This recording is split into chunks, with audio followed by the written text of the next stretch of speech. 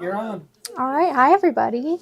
Hope everyone's doing good. Nice Tuesday afternoon. I'm Kate. If nobody knows me, I am by myself right now. John might be coming in later. He's helping a lovely customer right now. So, not sure when he'll be in. But I hope everyone's doing good. We are going to be working on the spring event tote bag. So, I have some. Tiffany made the pattern. She is great. She came in this morning and dropped off some samples. So thank you so much, Tiffany. I told her not to wash because I would get nervous. So she's a much better teacher than I am. But I did help out in her room during the spring event, and I taught on one of the days when she was gone. So I feel like I'll be a good, decent teacher for you guys on this bag. So if you bought the spring event bundle, you got a little kit for the bag in there. We can zoom in and show them this cute little bag. This is her newest one. She got this fabric in like Europe or something. Super, super, super pretty. So you can see here we have the little zipper, and it opens, and it's called the VIP tote, and it means vertically inserted. Installed. Maybe it's on the pattern. Vertically installed pocket. There we go. But that's why it's called that, because we have a little vertical pocket here, vertical zipper on both sides, and pretty straps. And then I think for the sewing pattern, she added a little magnetic clasp, but you can see in here. She also added a zipper. So I'm going to be teaching the serger version today on the Bernina L890. I got to know this machine very well. Judy, so these are the sewing version. I'll be doing the serger, but in the bubble right now we have the sewing pattern that she has for sale. This also, for right now, it comes with the serger as well. So if you have, whether you have the L890 or another serger like the Triumph, you can also make it on there. So that includes the serger and the sewing instructions. So we'll be doing part of it on the serger and then finishing the bag up on the sewing machine. So I have the Bernina 790 Pro. Hopefully John can come back in around the time we start using it, and he can talk a little bit more about the machine, but it's a really nice machine. Hi, Kathy. Yeah. All right. So I guess we can get started here. So I already did one half of the bag this morning, and so I'm using some really pretty fabric from the Bows and Blooms line. I absolutely love like really pretty florals, summery fabrics, so I wanted to kind of make a more light pastel version. I really like this fabric. I'm also using a lighter denim, and then for the lining fabric we have this really pretty scattered flower bouquets. Barbara, yes, this is the spring event bag. So you should have gotten instructions for this in the kit, and the instructions are for the serger version. So that's what I'm going to be showing today. But again, we did have the pattern in the bubble for the sewing version. So, all right, let's see. So in class, we started off first with the little bag insert. So you can grab. It was not going to look exactly like this because she did this for the sewing version, but this little insert helps with the stability in the bag. So we're going to be doing this part first. We started this off first in the class because a lot of people had never used sergers before, so it might be a little intimidating at first, so this kind of gave them the ability to get to play with the serger a little bit before we actually started working on the project. So, and this will be the first step in the instructions that we have here. I have a piece of bosal. It's cut to 4 inches by 14 inches. And I also have some denim. So I have this cut to 9 inches by 20. In the pattern, it tells you to have a 5 inch by 42 inch piece of denim. This is the length that we had for the class. It made it a lot easier with the denim that we were working with. So originally, you would have a longer piece of denim. You would place this piece of bosal like this, and then you would kind of fold it down 3 times so that the bosal is covered up. Since I'm working with a smaller piece of denim today, I'm just going to do it a little differently. We are going to place the bosal like that and cover it with the denim, making sure that we can not see the denim on either side. And Pam, this is not the IQ Designer class. This is the spring event bag. Gloria will be on around 3 later today with the IQ Designer. She's back, so we're super excited. It's a really good project, so you guys have to tune in. We also have a new Tilda project bundle to show too. So, all right. So we have this here. I'm just going to use some clips to kind of hold this together. All right, so I'm going to go over to the machine and get started here. So again, I'm working on the Bernina L890. We are using the 2-thread flat lock wide stitch. So that is stitch 11 on the machine if you have it. And I have the knife engaged, so we are going to be cutting off a little bit of fabric as we sew. It's always good to do that when you're working with a serger. It allows the edges to be a little nicely finished. All right, so I'm just lining up I'm basically using the bosal as my guide. I can kind of feel it as I'm sewing, so I'm using that to line up with the edge of the foot. So the right outer edge of the foot is what I'm lining this up with. And let me get this. I see why it's awkward for them to sit here and do it on the serger, because we don't have a place to put our legs underneath the table. All right. So I do have, before I start, a variegated thread in and also a regular serger thread. So we're using a Madeira 12-weight decorative thread right now. It's a variegated, super pretty. I think the variegated looks really cool, and you'll see later on the really cool ladder stitch that we get to do. The variegated just kind of pops. So we're just going to sew along the edge here again, the bosal lining up, and we're just trimming off a tiny bit. And then you're always going to want to leave a 6 to 7 inch long tail. And you can see here we have the little fabric. This is all good. We're going to go alongside, I guess I'll do this side first. Sorry, guys. So again, we're just going to do this on all 4 sides. And this gives you a chance to kind of work on the serger, get used to how it cuts. And this is just going to be the base insert for the bag.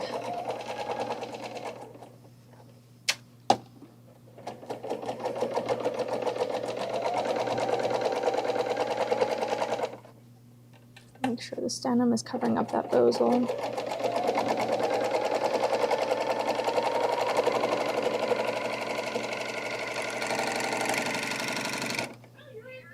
All right, there we go. And then again, we're just going to do it 2 more times on either side. I hope everyone had a good weekend. It was really nice and sunny out here in Pittsburgh, other than we did have a storm. I don't know if that was Saturday or what. Yeah, I think it was Saturday. There were a few tornadoes down south of here, so a little scary. It only rained for about 45 minutes. Right. They were saying shelter in place. Yeah. My boyfriend's dad lives down in Finleyville, and he was pretty close to the tornado that was down there, and he didn't have power for a whole, I think, all of Sunday. All right. So we have our little base here for the bag. So I'm going to come back up to the table. So Margie asked, can you put the variegated serger thread in the bubble? So we actually don't carry the Madeira thread. I can tell you, we can show the number and color number if we zoom in here. If you do want to get this, it is a really pretty thread. I think we might start carrying something similar soon, but yeah, we're just using the 12 weight. It just works the best with this project. All right, so you can see here that our base is finished, and we have the really pretty variegated thread on the edges here. So when you place it down in the bag, this will be face up. We do have these long thread tails like before. So you could use the little tool to loop it back in through there, and this will be on the bottom so you won't see this. Or we used a glue stick in class and kind of glued down the threads behind here, and again, like, you're not going to see it. So whatever works better for you. All right, let's see, what is the next step here? So now we're going to be attaching the zipper to the front. So in your kit, you should have gotten a long strip of denim. It's a 1.5 inch long strip, and you would cut it into 4 different pieces. I had these at 1.5 inches by 14. So you'll have 4 pieces like this. And basically what we're doing is we're sewing this strip to our zipper here. So we'll have our zipper here. So I am going to take the zipper. We're going to do right sides together. And I'm just going to center it on there since my zipper is a little longer. But you'll want to make sure that you have zipper on either side of this. And I'm going to be using our small little Wonder Clips to keep clipping these along the edge. And Ruth Ann said Kimberbell Day is July 18th, which is super exciting. I'm super excited for it. The theme this year is Camp Kimberbell. And so if you go on Kimberbell's website, you can sign up and you'll get a free little patch online. It is super, super cute. It's a little campfire. They also have one that's like, I sew at night or something. Yeah. Yeah. I don't remember the exact saying, but it's cute. It is super cute. Patch. So yeah, we'll have lots of Kimberbell bargains at the store, and I know Keith and Ruth Ann will be here. Keith's gonna cook hot dogs, so that'll be fun. I didn't get to be at Kimberbell Day last year, so I will be here this time, and I'm excited for it. All right, so I'm going to take this over to the machine, and we are going to attach the denim strip to the zipper. Now, for this one, we do have the knife activated. We are going to deactivate it. So I'm pushing the knife down. You could use the knife on this. We just found in class that because working with zipper is a little more difficult, we didn't want to accidentally cut off too much of the fabric. So I disengaged the knife. And while we're doing this, you'll want to keep our fabric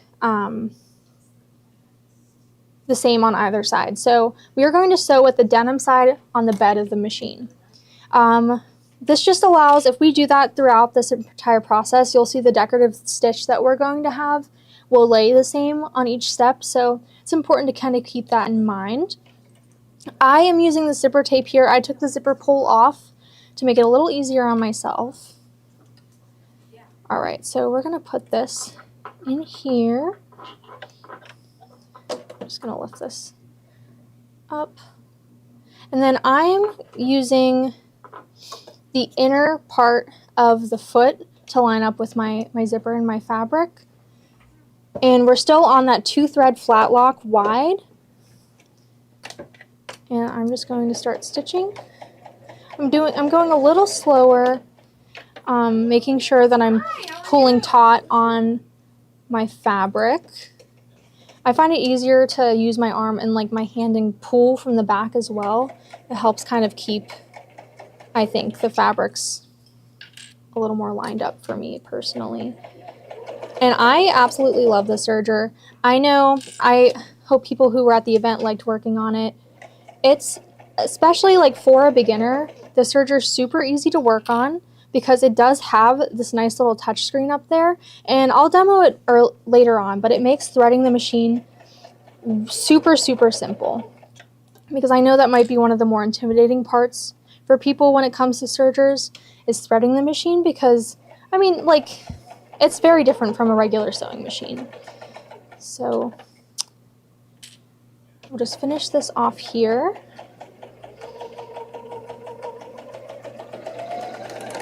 And again, I'm just going to leave that little tail. And this is what we have here. So I'm going to come back up to the table really quick.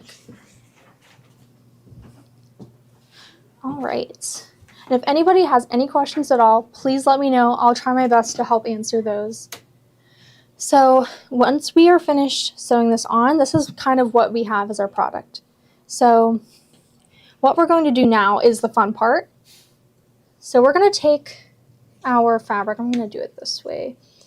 And we're going to pull the stitches apart. So not super hard. You'll pull a little harder than you would think. But I'm using my thumb to keep the zipper tape down as I'm pulling the fabrics apart.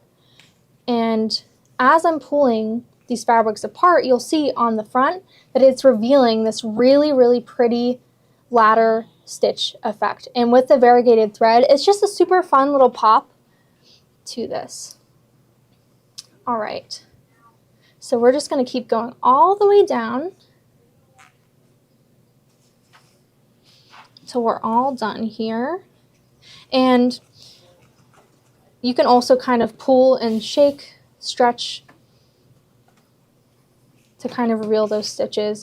Just super, super pretty and fun. And I have been pressing mine with an iron just to kind of flatten the stitches out. So I'm using the Panasonic mini iron over here.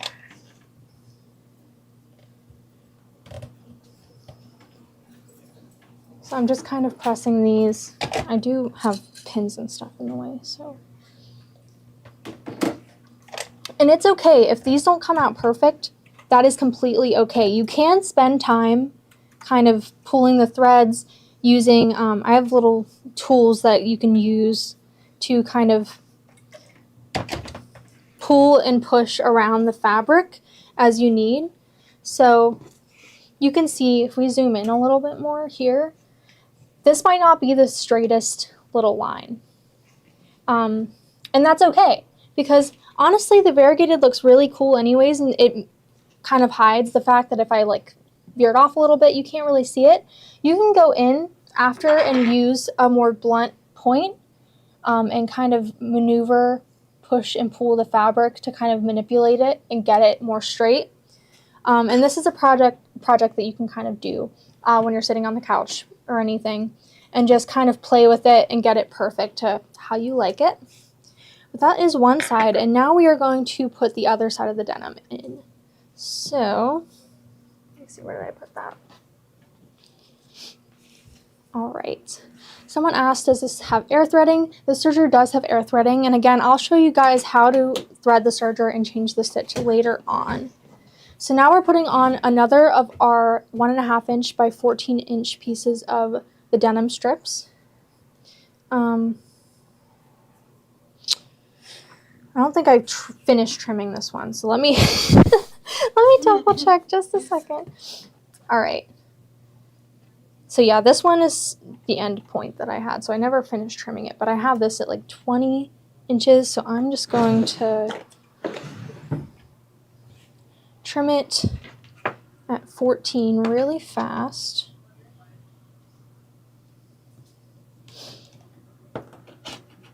Okay.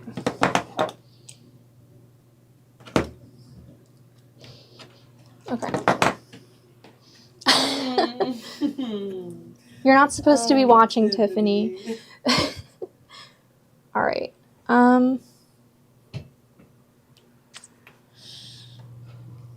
Sorry, give me 1 second. All right, I wrote 14 inches.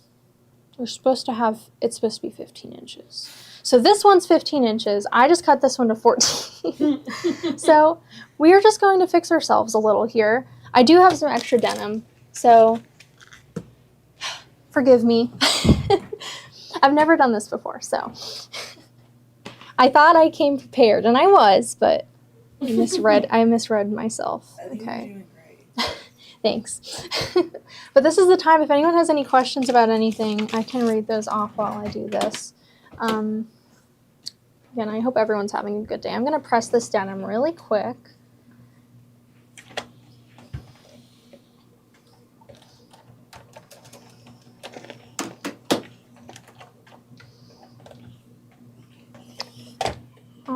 Let's go along here. Thanks, everybody. Oh, that's so nice. Yeah, everybody makes mistakes. That is true. Everybody has those days. All right. So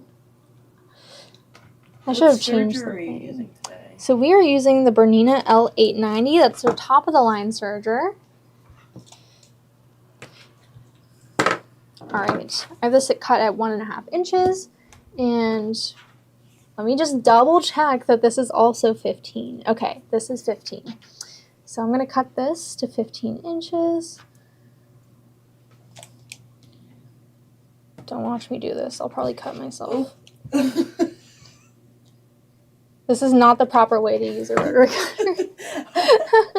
All right, it's cut to 15 inches now. So we are going to do the same thing we did before, but just on the other side. So we're going to line up this denim strip with the other denim strip now. We're going to line it up with the edge of the zipper, right sides together. Again, we're going to go in with our clips.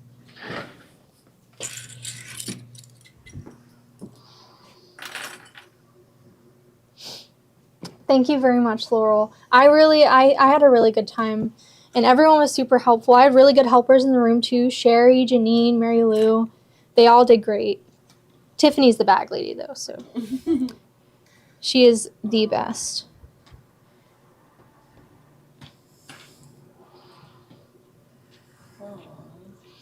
Thank you, Joanne. That's so nice. All right. And might I say, I'm also a beginner into sewing and everything in general. So that just shows, honestly, how user-friendly this serger is and how easy this project is for beginners. You scared me. I promise I'm normally better than that. I'm a little more careful normally. All right. So we're going to take this back over to the serger, and we're just going to do the same thing we did with the other side. And remember, we want to do denim side on the bed of the machine. So we'll have the zipper tape up and denim side down, again, just so we have that consistency with our stitches. And I still have that blade down. And again, I am going to be following the inner edge of our foot here as my guide. Okay.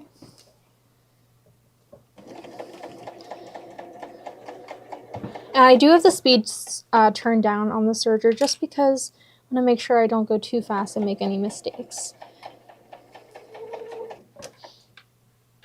But I do like that you can set the speed control on the serger.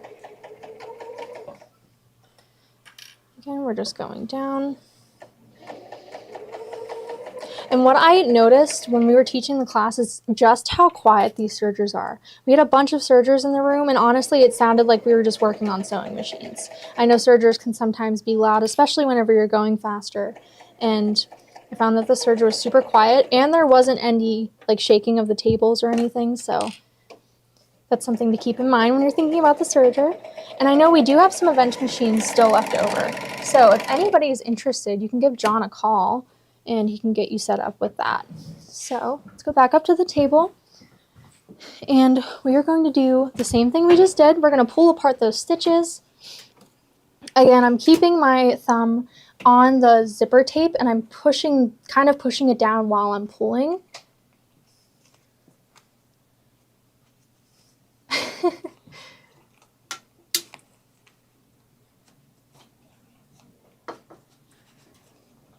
Oh no, Karen. Yeah, I've cut my finger pretty bad when I first started working here. You don't really think those blades are that sharp. They are the tip of your finger. Yeah, right they off. are very, very sharp. Yeah. So I promise I'm normally a little more safe. Okay, so we have, you can see on the side, we're starting to reveal those stitches. Again, you can kind of shake. And if you are more of a perfectionist like me, you can go back in, and even after you finish the construction of the bag, because of where the zipper is placed, you can go back in even on the back and pull and push at the back as well. So again, that's just something you can do after the fact if you want to get the bag done first.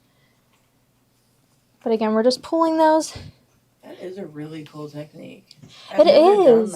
It is super cool. I've always just done like a ladder stitch instead of like pulling apart. Yeah, it's super cool, especially with the thicker threads. I think it just gives a really cool effect. So like, see how this part I have the zipper tape coming up a little bit? That's where I would want to go in and kind of fiddle with that in the back. But again, I can go ahead and do that later on. So we have this part of their zipper done. This is the hard part. This is like the most, I guess, I wouldn't say it's scary, but stress-inducing, because working with zippers isn't always the most fun. So now I'm going to put the zipper pull back on my zipper, and I'm using a zipper jig. This is from the Gypsy Quilter, and I learned how to use one of these at the event, and oh my gosh, like I was in disbelief. Janine figured out how to use it, and she was perfect. She was putting everyone's zippers back on. Oh my gosh, it was great. Okay, so with the zipper jig, I am just going to, you can see there's a number 3 and a number 5. This is a number 5 zipper, so I'm going to put it in the number size slot. 5 size slot. You'll want the flat back of the zipper on the side that is straight. So you'll see there's a straight side and then there's a curved side. So you'll want the zipper pull to hang on the curved side. And then I probably will have a hard time showing you guys from my angle, but I put a little mark where I wanted the bottom of my zipper to be. So I'm going to go in from that side. I'm just going to trim down here just a little bit. And then I'm going to pull the zipper apart a little bit. And then you'll want to make sure the back side of the zipper is facing towards you. So I'm going to, maybe if I do it like this, does this help a little bit more? Yeah. Okay. So I'm taking the ends of the zipper and I'm just putting them in like that. And you're just gonna... It's like magic. It is like magic. Oh my god. Oh my gosh, it is like the greatest invention ever. So I know some people use like forks and stuff too, but this thing, if you don't have it, I would get it because it makes it so much easier. We were trying to put these on like by hand. Tiffany's good at it, but like I was struggling with it. This makes it so much easier to put your zipper pull back on. All right, so then we have our little zippers. So again, this is kind of what the finished product will be like. So the next step is we are going to put on our exterior sides. So again, if anyone has any questions, please let me know. I know, it's like genuinely like mind-blowing how this works. All right, so I'm grabbing my exterior fabric. Again, I'm using this really pretty flowery fabric. Now this is directional, so I'll want to make sure that it's going the way I need it to go. Let me just make sure here. Okay, so I'll turn this around for you guys. I do have Shape Flex on the back of this fabric. Helps it give a little more stability. And I know we'll have that for sale today as well. So you'll notice that this is smaller than the zipper and the denim pieces of fabric. That's okay because this is the size we kind of want. So we're going to do basically the same thing we did with these. We are going to do right sides together. So we'll flip this over. I want to make sure that our zipper pull is pulled more so in the middle so we don't have to worry about that when we start serging. Again, right sides together along the side of the denim pieces. And I'm going to go back in with my little clips. Left some back here.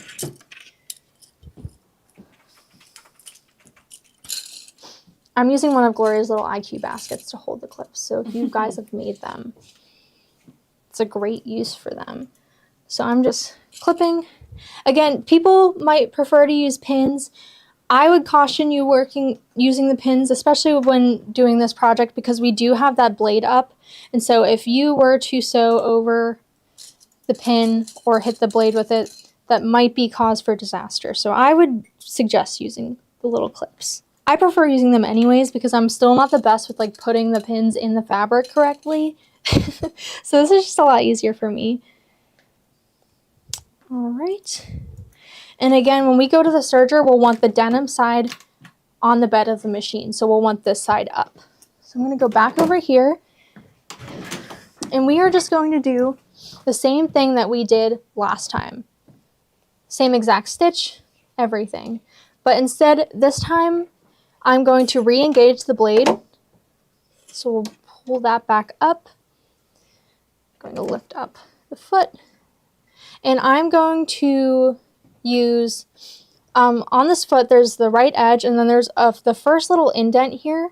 I'm just going to follow along with that indent because that lines up with our blade. So I'll want to cut off at least a little bit of fabric while I'm doing this step, just because it gives that cleaner edge. All right. And I'm just, again, I'm making sure that this is lined up.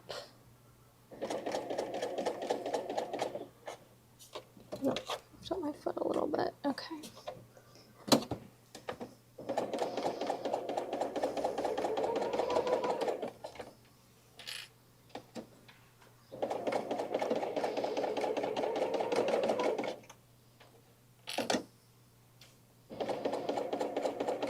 I feel like this is a really good project that showcases that you can do more with a serger than just finishing off edges and seams and doing more decorative looks. I feel like this kind of showcases how you can just do so much more with a serger than you would think. All right, and then I'm leaving that little tail. Would this be done any different on a Solaris? On a Solaris, it would be. So I know in the sewing version, if we go back up to the table, I can show, let's see, where did Tiffany's bags go? Instead of doing the decorative ladder stitch, you could do, I believe she did this in the pattern, but just a little seam just like that. You would do it the same way though. You would, the same way where you do right sides together, open, you would basically do it the same way. But again, if we put that pattern back in the bubble, it does come with the serger and the sewing instructions. All right. And we're just going to do the same thing that we did before. So we're going to pull the stitches apart. So I'm just going a little more willy-nilly this time, but you'll want to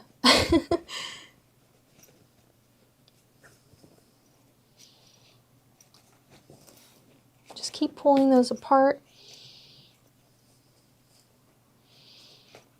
Like this is where I'd want to go in with the stiletto or something and kind of push over that fabric. I'm going a little fast, so if you go a little slower with it, it'll come out a little more even. And you can kind of see here on the front. Again, I'm wriggling to kind of pull those stitches out a little bit more. But it's just it's like so cute. A really nice decorative touch. Again, you can see I went a little off right there, but again, you can be more perfectionist about it. You can take your time with it. Plus, we call this the organic look, so it's not perfect. Just it looks a little more handmade, that's all. Mm-hmm. Made with love. Yeah, made with love. So let me see if I can, I don't know if I have an open little stiletto or anything in here that I can use. I know some people were using their seam rippers, and that scared me because you could so easily rip the stitches. I do have this little tool here. I'm just kind of going to push this over. Maybe if I do it on the front, it'll be a little easier. Push that fabric in.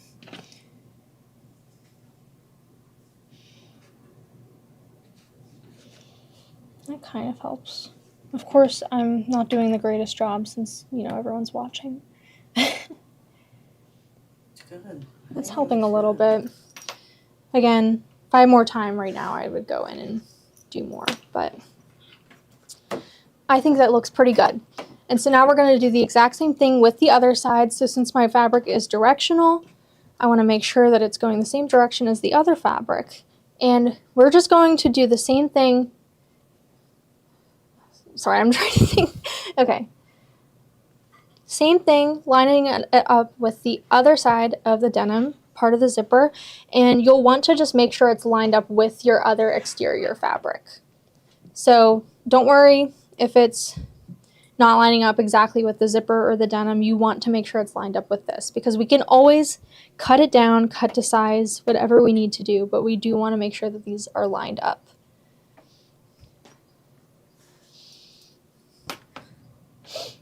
All right, I'm going to move this up a little bit. Again, if it's not perfect, if it's like a little wonky, that's okay, because we can go ahead later on and kind of fix it up. So I'm going to move this zipper down a little bit. I'm going to go in with my clips again. Something great about a serger, though, is that you are cutting off a little bit of fabric every time. So if you do need to kind of trim up the edges and make them a little more aligned, you can do that.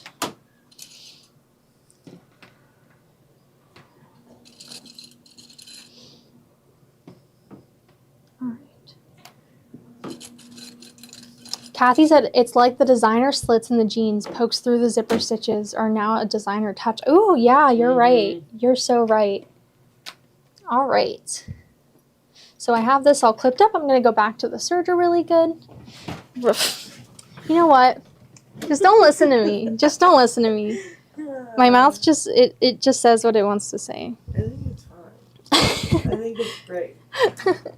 And also another thing that's nice about the serger, it comes with this extension table. So whenever you're working with a larger project like this, it gives you more room to lay out your project, which I do so appreciate. And there's also, I guess I can show this. You take the extension table off and there is an underarm on the serger, which is crazy. I feel like that's super good, especially for a project like this where you're making a bag. Having an underarm like that is amazing. And this just slides back on. Karen is asking if the feed dogs are disengaged. No, they are not disengaged. Maybe you're thinking the cutter? Oh, yeah. That is disengaged. So the cutter is not disengaged. So I have the cutter engaged right now. We had it disengaged for the zipper because we didn't want to cut off too much. And now I'm like struggling back here. Excuse me. There we go. Yeah, we have the cutter engaged right now.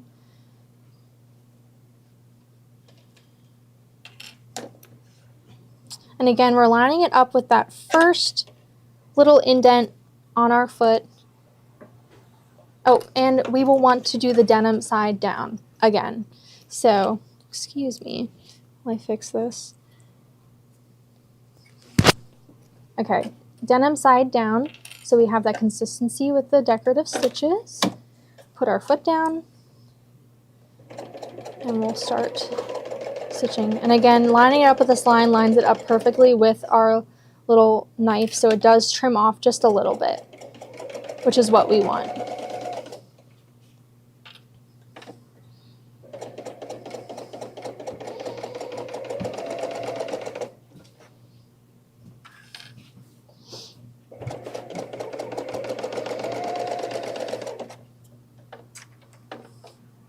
Do you know if any of the Baby Lock sergers have free arm? I don't think so.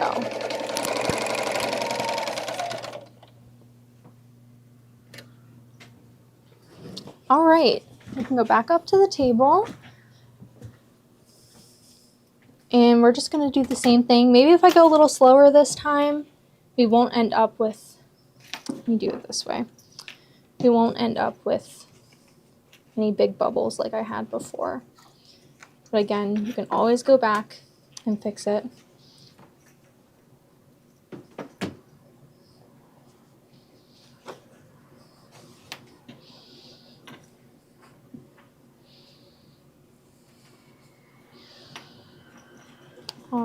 right. And there we go. We can kind of, again, wriggle the fabric a little bit to kind of open those up a little more. Just super, super fun way to use those different stitches that you might not use very often. And I don't know how Tiffany came up with this, honestly. All right, very cool. So I'm going to zip this up, and I'm going to give this a little press just to set those seams a little better.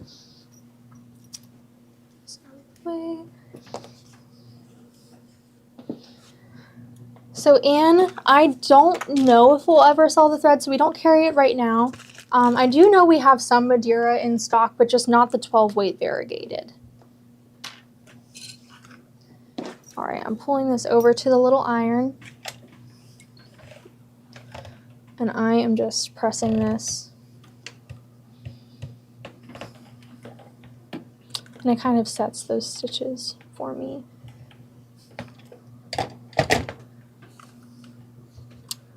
This is such a fun project, genuinely. This is the first bag I've ever made. I actually didn't even get to finish one when we were practicing for the event. I did one side of the bag, and then Tiffany stole my other side. So I never got to finish making it. So this will be my first time finishing the bag up with you guys. All right, so this is the first part of our bag. Now, this is the whole front. We are going to want to add our pocket lining now. Let me get caught up here in my directions. The color number for the thread. It is color 2088. It's the Madeira Decora number 12.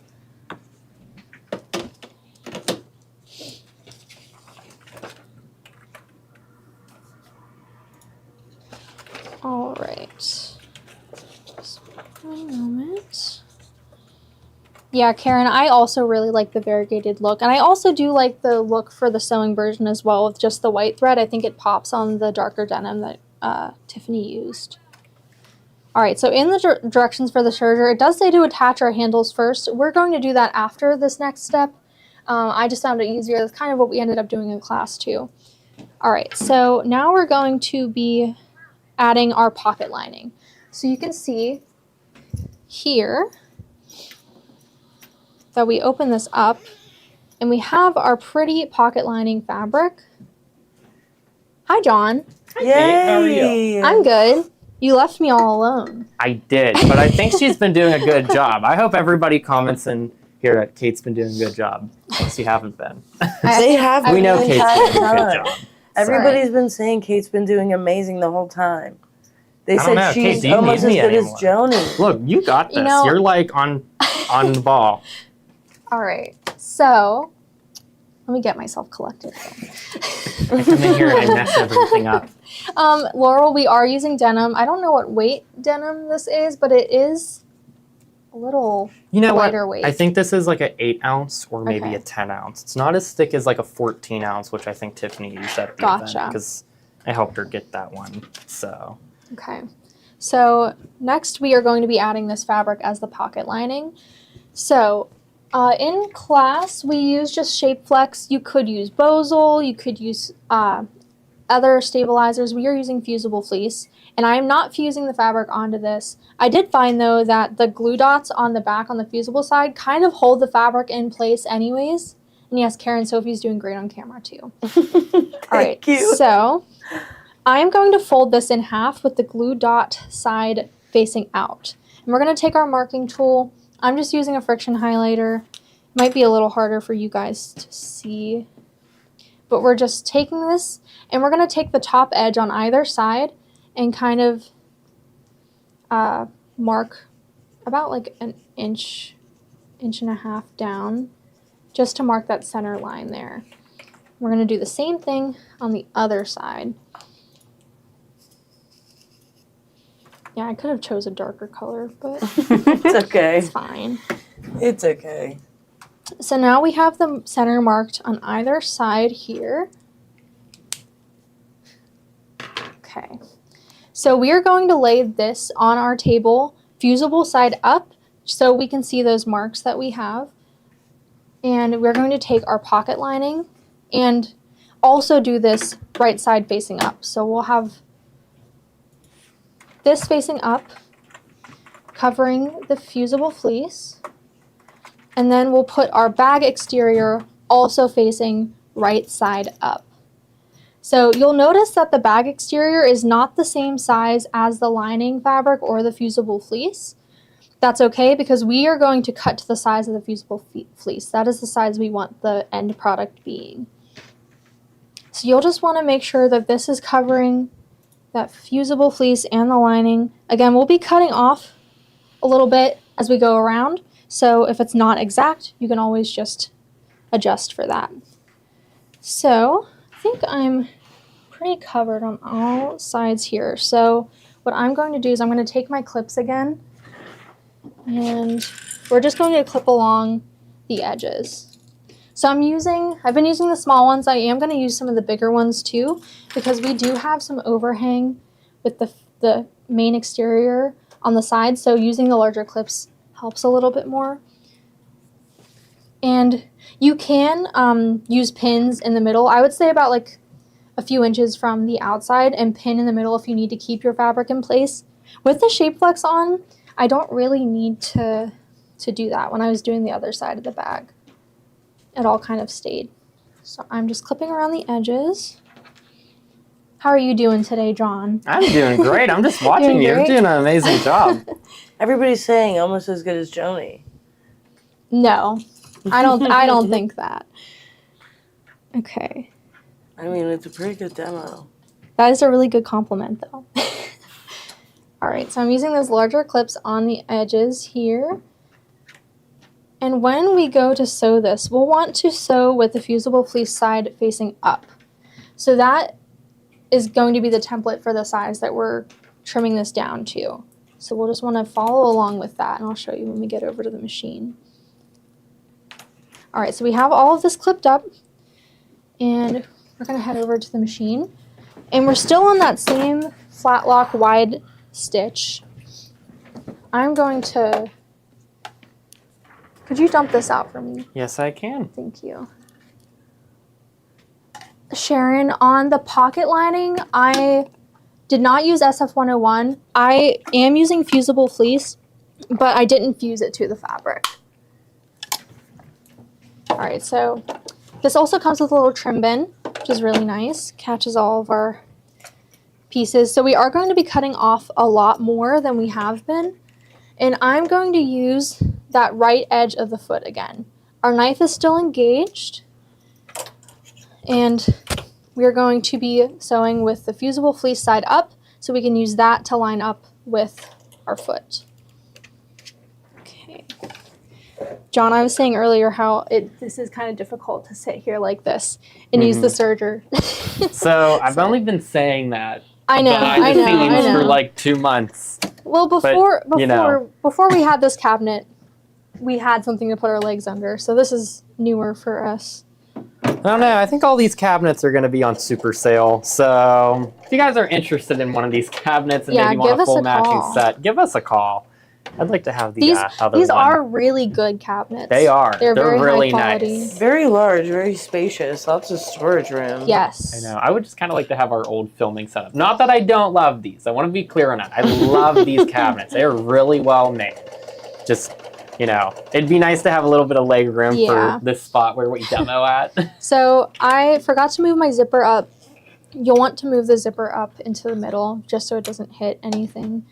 And as we're sewing over this denim and the zipper, you just want to go a little slower. Since we're using the blade, we're cutting off the zipper teeth. Just want to make sure. And also don't go off the edge like I did there. So my back's not going to be entirely straight. That's okay. That's what makes it homemade.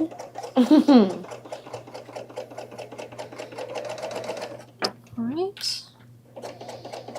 And again, we're just using the fusible fleece as our guide. And we're going to leave that longer tail and cut it off on the edge. You can see here that we have that edge sewn. All right. So we're going to go along with this edge now. Again, we'll be cutting off all of this excess fabric because we're following along with the fusible fleece.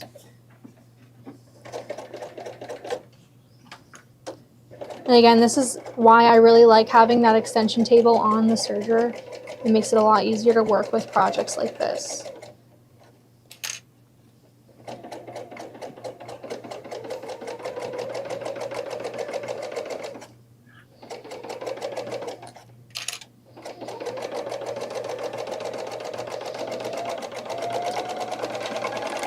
And I think after this step, I'm going to demo how to change our stitch on here, but John is going to talk about the 790 that we also have, and we're going to be finishing the rest of the bag on the 790. I know. I'm excited to talk about some of the fun little features on this machine. So because I can see here that I have a little bit of the lining poking out, and I did the same on the other side, I am just going to cut off a little bit more on this side. So I'm just going to line it up with the edge of the table here. So that's what I did with the other side. Just to make sure I'm catching all 3 layers in there.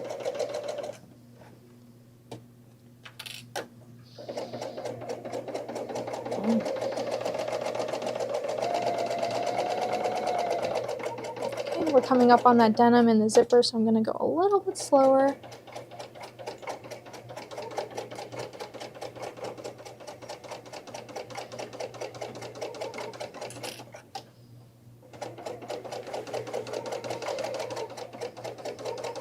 And again, this is the step where you can adjust if anything got a little wonky. This is the place where you can kind of straighten everything up. All right, and then we have the one more side for here, and we're going to go back to following along with the right edge of the foot.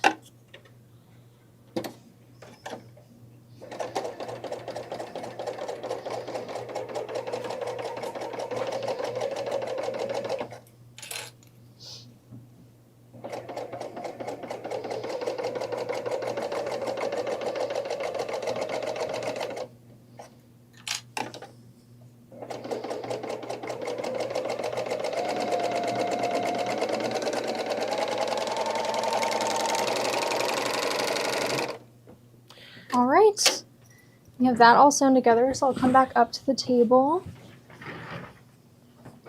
Cindy, would it work better to cut off extra before serging? You could, it doesn't matter. Because we have that knife on the machine, it just cuts it off for you, so you don't have to do that. All right, let's see. Okay, we have the other side of the bag finished. So other than the straps, I almost forgot the straps. I almost did this earlier too, but we do have straps on. So like I said before this step in the pattern, we did put on the handles. I'm doing it afterwards just because we ended up doing that in class that way. So we'll want to make sure that we are placing our handles lining up with the top edge. So whatever edge your zipper goes up to, make sure you're putting your handles on that edge. So I'm going to flip this around really quick so I can kind of see. Cut a little piece of the strapping off too, because I think I want to show people a couple cool things. Yeah. But I'm going to let you show that step first. Okay.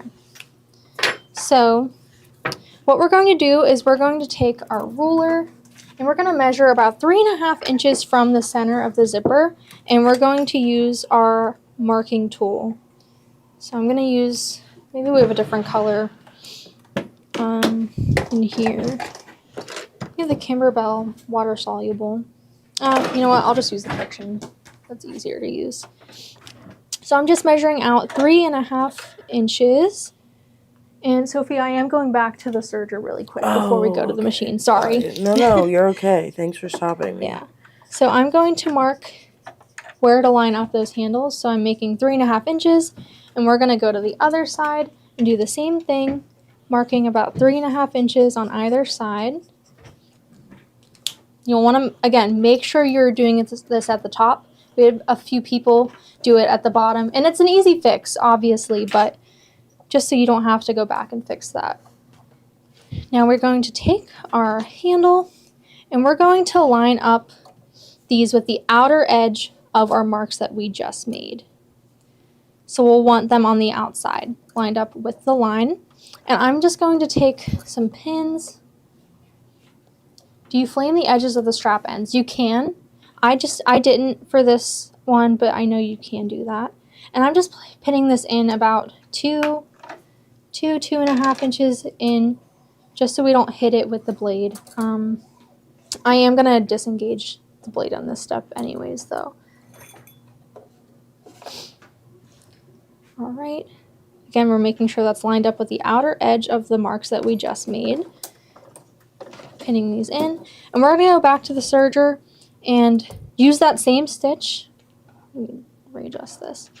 And we're just going to sew the handles on. And again, all of these edges are going to be concealed in our seam later on when we go to complete the rest of the bag.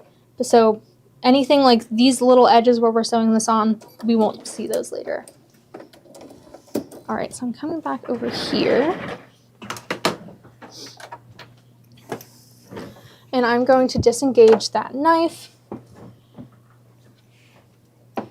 Lift up our foot. I'm gonna raise our needle up. And I'm just going to start like about an inch before. I'm gonna actually raise the strap up a little bit. And I'll just take the pin out. And I'm doing that same seam allowance, lining it up alongside the edge of the foot. And I'm just starting a few inches. And then I'm just going to veer off,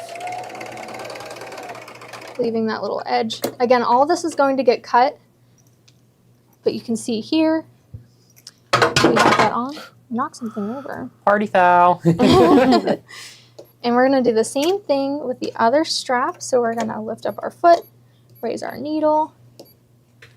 Again, we're gonna start about an inch beforehand, just so we make sure that that's really nice and secure on there. Just go across the strap and then veer off the side, and we'll cut. And now we have our straps on the bag. And again, all these loose threads, we won't see them anymore because we're concealing them in the seam allowance. Mm-hmm. Karen asked a really good question. Do you flame the edges of the strap ends? And Karen, so you can do that if it's a nylon webbing. However, because Kate's overlocking it and it's going to be hidden in the edges of the bag, you really don't need to worry about doing that. If we were doing one where it was like more down here and stitched on, I would probably want to do a nice little finishing on the edge. But with cotton webbing too, and this is just a good question, so I'm rambling. You don't want to catch it on fire. So these ones, the edges don't burn very well. That's just a heads up for everybody. Good to know. I learned that the hard way one time and had to go run to the bathroom and think, I was like, oh my gosh. So. All right, I'm just kind of trimming the longer threads here. And again, now we have our side of the bag. So you can see how we put that fabric in there. It opens up and we can see our lining fabric. Look how cute that is. Super pretty. So the next step is going to be connecting the base to the bag. So we will be using, I have a 5-inch by 20-inch piece of the denim, and that's going to be the base of our bag. And we will get to sewing this in a minute. I'm going to show you how to change the stitch on the Bernina serger. In the class, we use the chain stitch on the serger.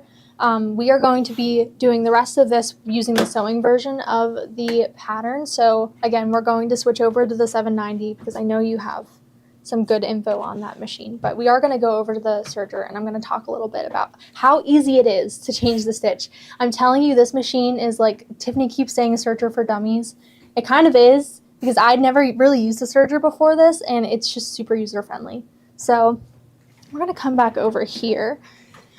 And so something cool about this serger is it does have this touch screen here. And so if we go back to our main menu, you can see it saves all of the stitches in the machine itself. So you don't have to use a little card or anything. You can just go along here. And I believe It has, yeah, 33 built-in stitches, but you can go and basically save your own stitches. So whenever you're in a stitch and you adjust like the tension or anything like the width and you want to save that for a different product, it does allow you to save the stitches in the machine so you can go back to them later on and use it with those same settings. So I know people use the serger a lot when they're working with Cuddle. I know there's a specific stitch that people like with certain settings that they use for the serger and it saves as a Cuddle stitch. So we're going to go back to these. We are going to switch over to stitch number 16. It is our 2-thread chain stitch. And this machine walks you step by step on the screen how to thread it. So you can see here it starts with even like lift the presser foot and scroll to the next step. So you'll lift the presser foot and it's telling us to unthread the following thread paths. So this machine has little videos. So if you are not sure how to unthread the machine, it will literally walk you through it. Pictures, everything is color-coded too, which I really like. It makes it a lot easier for me. So we are just going to quickly unthread the machine here. So we're just going to unthread the yellow. And again, this is telling us how to do it ourselves. But I am just unthreading this part. And then we're going to go and unthread the lower looper. So the red, so we have this cone up here. We're going to snip our threads up here. And from here, we should be able to pull out the rest of those threads. Raise my needle up. All right. So again, super simple. It walks you through, everything's color-coded. You can pause it if you need to pause it. And we unthreaded, so we are going to move on to the next step, which is attaching the proper presser foot. So I'm using foot C11 right now. It does tell you to use C13. You don't need to for this step. We kept the C11 on, but it will tell you how to change the foot. So you can see there's a little release in the back.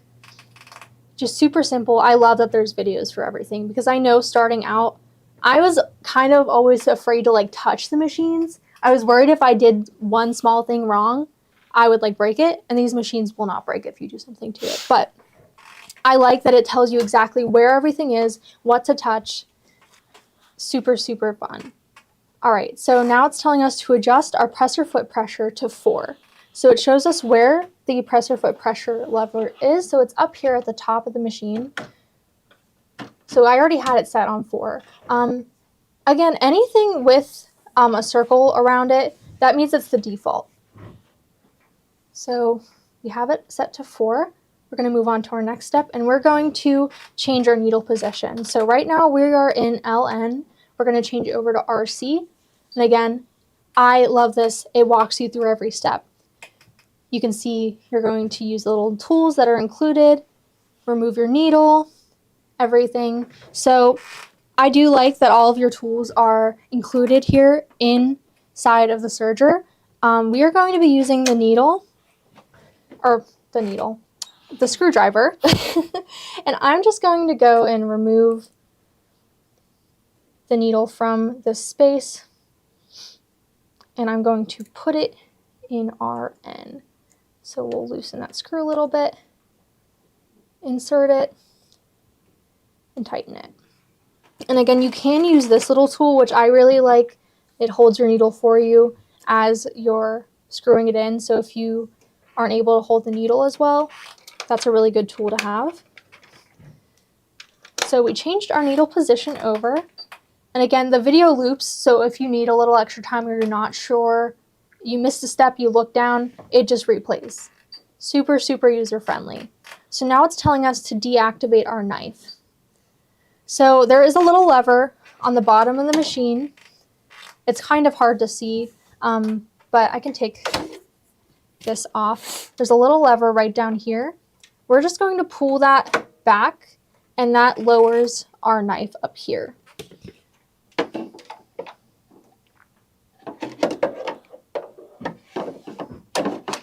All right, slide that extension table back on. I know, and I love that the serger comes with an extension right? table. I just have to point that out. I'm sitting here sliding it back on because, like, I don't think I've seen a serger from any other brand that comes with one that you could attach and detach. Yeah. And then we're going to adjust the cutting width to 5. So we'll press on this. Our little wheel down here adjusts the cutting width. So since we're not using the knife, we want the cutting width to be at the lowest, so 5. We're going to exit out of this video. We're going to move on to the next step. So it's telling us to attach the cover stitch insert. So our machine comes with 2 different inserts here. So I'm using this one. This is good whenever you're using the knife because it allows the fabric to come up and fall over into your little bin. We're going to move on to this insert here. And again, it tells you how to insert it. So I'm just watching the video here. We're just going to slide this on just like that.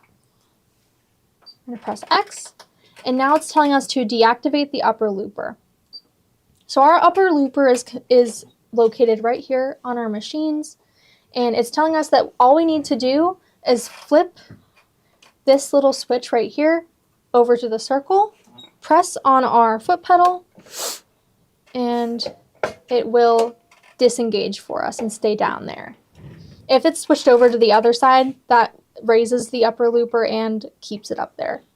So we're going to exit out of this, go on to the next step. It's telling us there's no setting of the upper looper converter required, so we'll just not do anything there. We want to set our rolled hem selection lever to the position O, and that's right there on the bed of our machine. I already have it set at O, but just make sure it's pushed back there.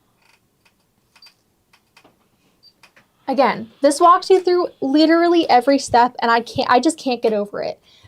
I can now basically do the stitches, like thread them myself without using it just because I've done it so many times. But when I have a question and I'm like, oh, I don't remember what I do for this setting, it's right there on the machine. I don't have to find a card. I think it's really nice that it has the videos too. So now we are going to thread our machine. So I'm taking away the variegated thread that we were using before, and we're just going to use 2 different serger cones, and I think I had one over there. No, and you have one on the machine. So. I will be using 2. Oh. Yeah. Okay. So I'm just using the same color here.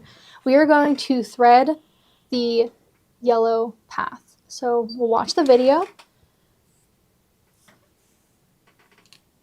And it tells you you're going to lay the thread over there, put your thread into those little clicks, and it tells you where to thread when it comes to going across the machine. And again, I really like that there's videos because sometimes the directions can get a little confusing when you're looking at just a picture of it. It tells you what thread path to find by the needle and shows you how to insert it into the needle itself. Super, super helpful. So I'm going to go ahead and thread this. So we have our yellow path up here. We're just going to click that in. And again, it's color coded. You follow the little yellow dots all the way around. So we're going to go under there. We're going to go up to this little top one here, down, around, and we're just going to go into the RC. And again, you go down here. We have our needle, our needle in the middle. So we're just going to put it in that little path. And then we're going to use this cute little contraption here that helps thread the needle. So I'm going to hold the thread here. I'm going to go in and you run it alongside the needle and it pokes the thread through the eye of the needle. There we go. See, I did it right the first time. I just didn't pull the thread all the way through, so it popped out. It's because you got a camera on. Yeah, it is because yeah. So there we go. It does have a little hook, so you can pull the thread through like that, and we have that threaded. So I'm just gonna trim that, and then we're going to we're going to thread the other thread. So we're doing it in CL, and then the purple path is what we're going to follow. And again, it shows you everything's color-coded. it's just super, super user-friendly. And again, like this was my first time using a serger. And so having this as a guide helped a lot when learning how to thread and everything. It makes you a little more confident when it comes to threading. So let's do that there. Again, it's walking you through with the video. And I'm just going to go ahead and start threading. So we'll go up through that path. Make sure that clicks in. We're going to pull it down. I like to pull it to the edge of our little accessory tray down here and cut it. We'll want to make sure that this is switched over to threading. And we're just going to put the thread in the hole right there. Press down on your foot pedal to suck it in. And you can see it pops out over here. Super, super easy to thread. So we're going to press done on this video. And these are all the steps that we had to do to thread the machine. You can press the check mark. It'll remind you to switch it back over to serging. You can close up everything here. Put your little tools back so you don't lose them. And we are good to go with the chain stitch. So I'm just going to show how to do that here.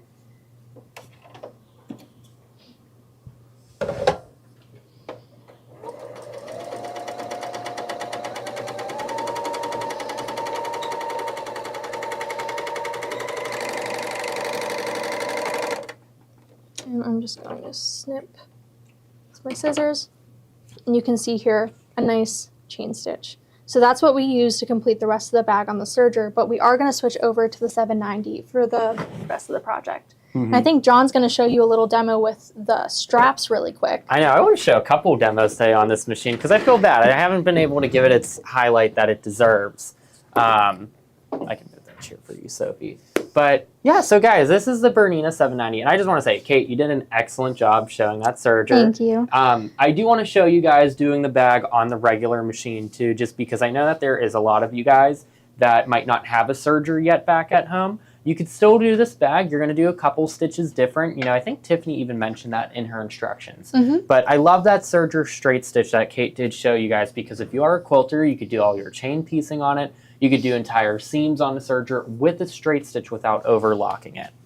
But this here is the Bernina 790 Pro, and this is like the top of the line of their 7 series. So this has all the fun sewing and embroidery features that you'd like. But there's a lot of great things that I specifically like about this model.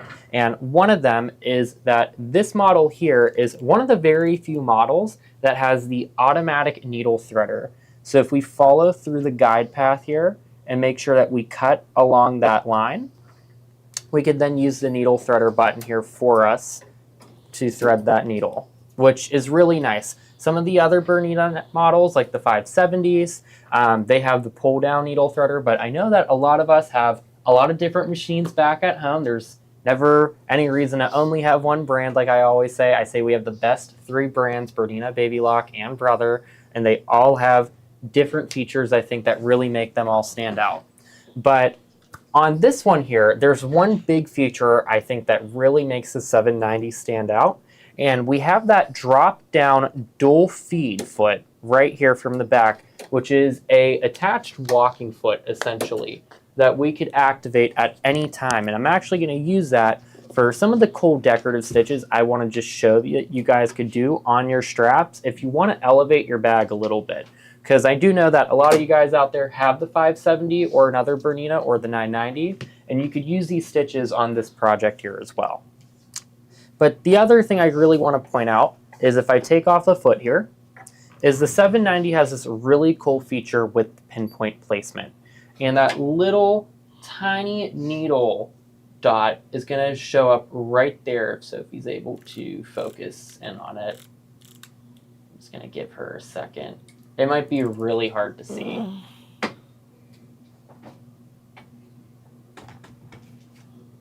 All right, Sophie's going to adjust the camera there. And then, Kate, maybe should we dim the lights? It's not really anything with the lights. Okay. It makes it a little easier to see. I feel bad. It's really hard to see. Actually, could you just shut off the lights real quick? I think. I don't think the lights. Well, I meant like actually... the big overheads. No, you're right on that. Sorry, guys. Okay. So, well, anyways, there is a little pinpoint laser here that drops down, and you can't even see it on my fingernail. But it actually shows your needle position, so it will follow through with which position you have the needle in. So I like to use that to line up with a lot of my stitches here. And then we could put on our Bernina foot here. And I'm going to use number 1D for this. And so this is the standard one that comes with any of the Berninas that have the dual feet attachment. And then I'm going to go over to the screen of the machine here now. And I am going to go to our decorative stitch category at the top here.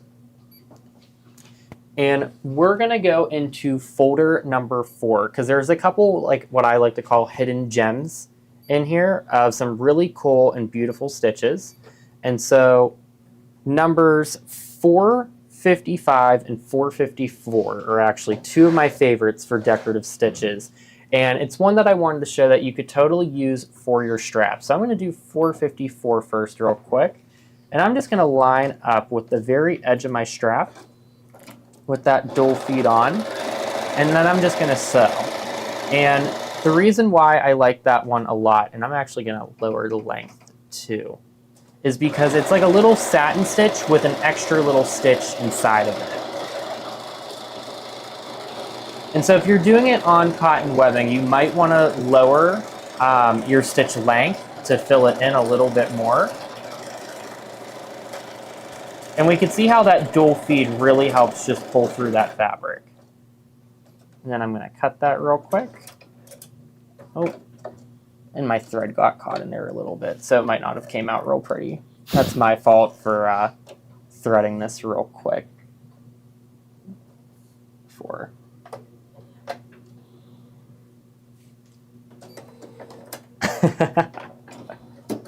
You guys know my joke that I always have is anytime I go to demo something, a needle breaks, something happens. Yeah. So, well, I should really redo that one here. I'm going to just grab a new little piece of webbing.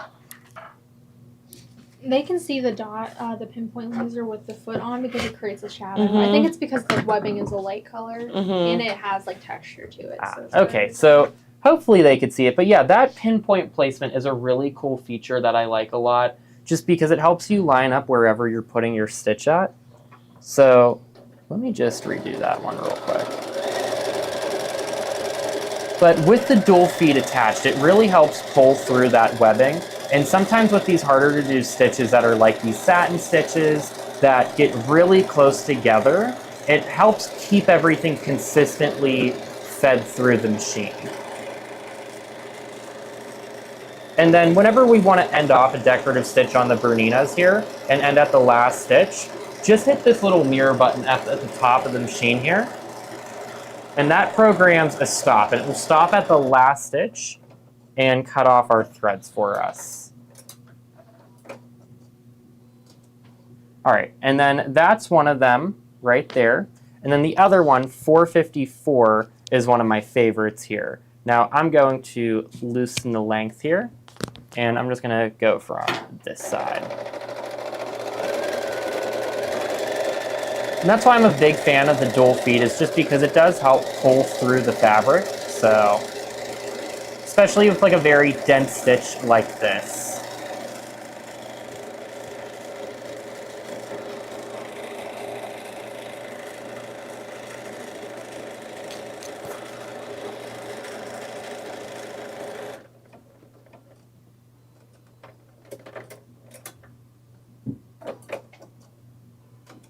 Oh, my thread is caught up here. No wonder why my stitch is looking bad. Sorry, guys. So, you know, one of those days. It is Tuesday. But I don't want to hold you guys up anymore with this. So I do want to get back to sewing the bag. So we're going to go back to a straight stitch. But it was wrapped around the spool pin there. So my apologies. I said first, too. I grabbed that pink spool. I was like, I really like this. But this spool is being weird for me. So I'm going to go back to the cream colored. But Kate, you're going to tell me the next steps here, and we're just going to sew this bag out together while I thread this. Okay, so the next step is putting the base on our bag. So like I said earlier, I have this 5-inch by 20-inch piece of the denim, And we're just going to place it right sides together with the bottom edge of one of the sides of our exterior panel. Again, we're just going to go back in with our handy dandy clips. Again, you can use pins for this, but I think clips make it a lot easier. Whatever you prefer. So again, we're just going to make sure this is lined up.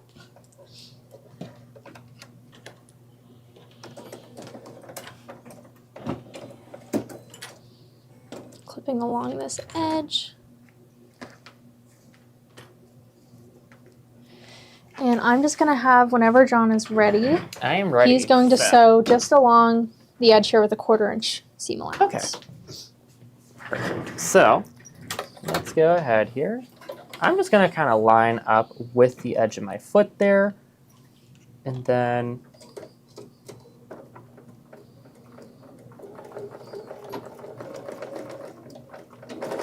back stitch at the beginning and end.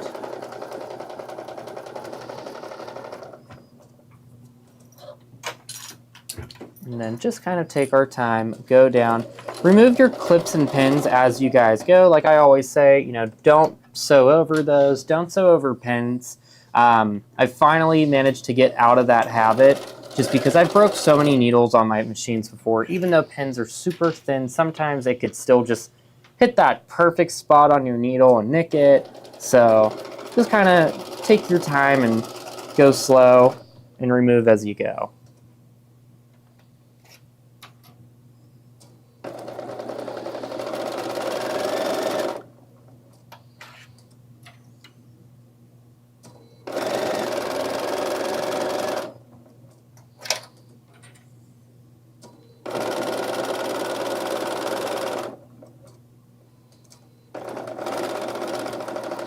And again, we have the bag pattern and the bubble, and this comes with the sewing instructions and the serger instructions. So whether you have a serger or a sewing machine, you have something to follow along with.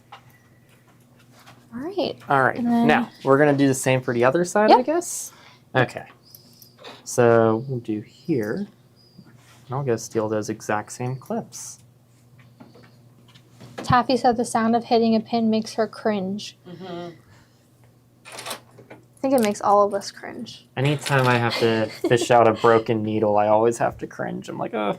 Yeah. Right. I'm loving how this is coming together. I am super, super happy that it's. Is this going to be your bag? I think it is. It has to be. It's beautiful. I love the fabric. And you did so good on it. Thank you.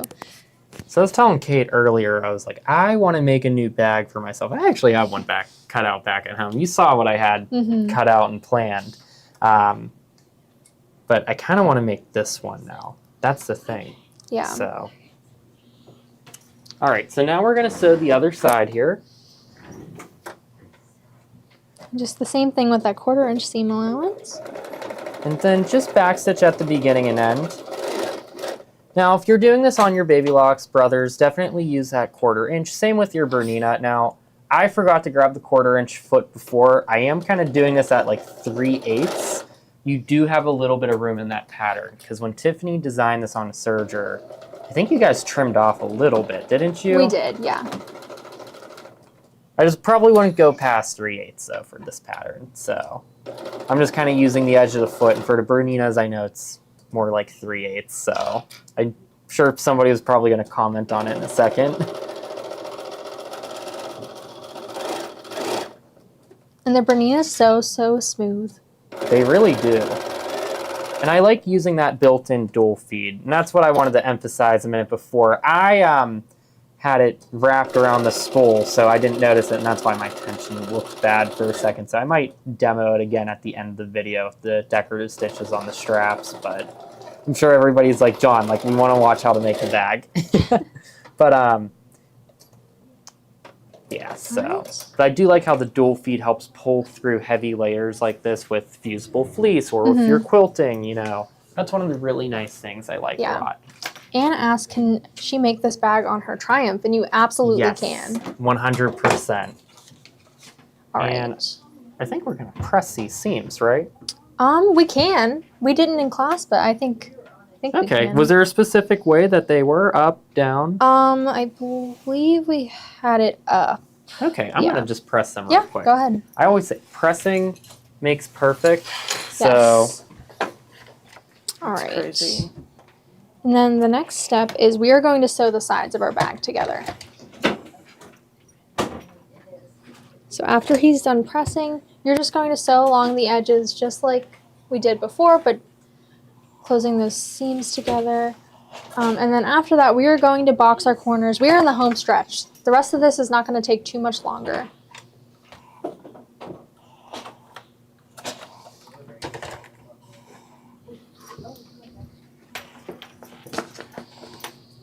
And I know Gloria's coming on around 3, and she has a really good project for IQ Designer today.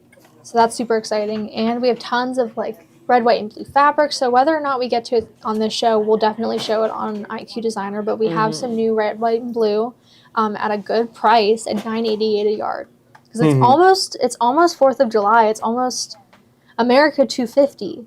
So we need to get our red, white, and blue fabric and start making those projects. exactly. So that means, and we still got a lot back here, but we're not fully discounted yet. But it's a little bit of a sale on it. So, that way you guys can stock up a little bit. All right. Okay. And then, we're just sewing the sides together. So we're just going to go along this edge. And I believe we did. Yeah, we had both of the seams down. Some Okay, people, so they were down. Okay. Or I was whichever. As long as it's consistent. When you have these bulky seams like this, I was like, maybe down. So I don't know. it's okay. I kind of pressed that way a little bit. So It's fine. It'll be fine, We didn't press at all in the class, so.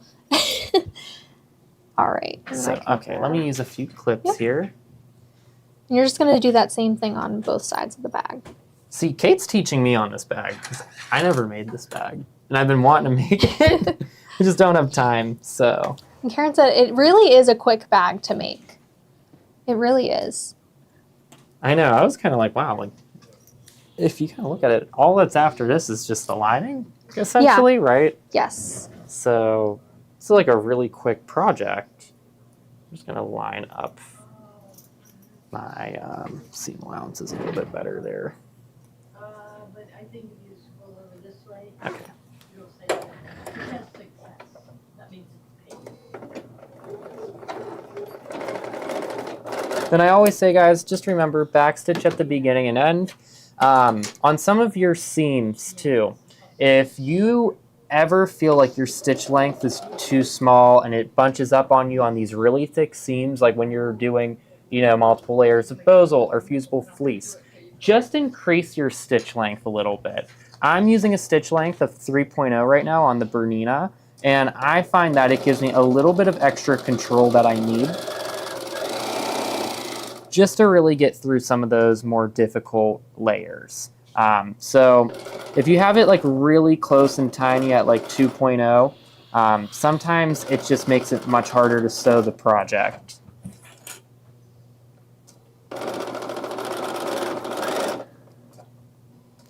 And then Kate, from here, I'm just gonna go straight down, right? Yep. So even if there's a little bit of excess, just kind of keep everything straight. You could draw a little guide, because I think you guys cut off as you were sewing in your classroom, so. Yes, we did. And we could go and like trim the edge too if we needed to, but. We could probably just do that after. Yeah. So, and now the other side. Yep. This is so relaxing. I don't think I've gotten to see a live stream other than Thursday night in quite a while, so. Sharon said she always presses the way that the seams want to go. That's a good way of putting it.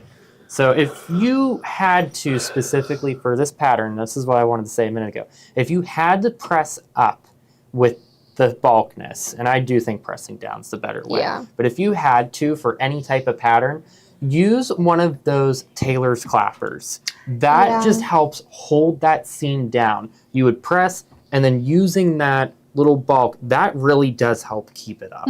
I don't know where ours is at, but that's what I would use if I was going to repress. And again, it really is simple. all the way after this. So what we're going to do after this step is box the corners really quick, just super simple. And then we are going to, I already pre-sewed the lining piece, which I can show you while John's stitching this part out once we go back to the machine. You are going to have your lining pieces together. So these are 16 inch by 20 inch pieces, and I just sewed starting from the middle here. I left about a 5.5 inch gap at the bottom. I sewed over, pivoted, and went up, and then started down here again, sewed over, went up, and we're leaving this top portion completely open. And again, that was 16 inches by 20. All right.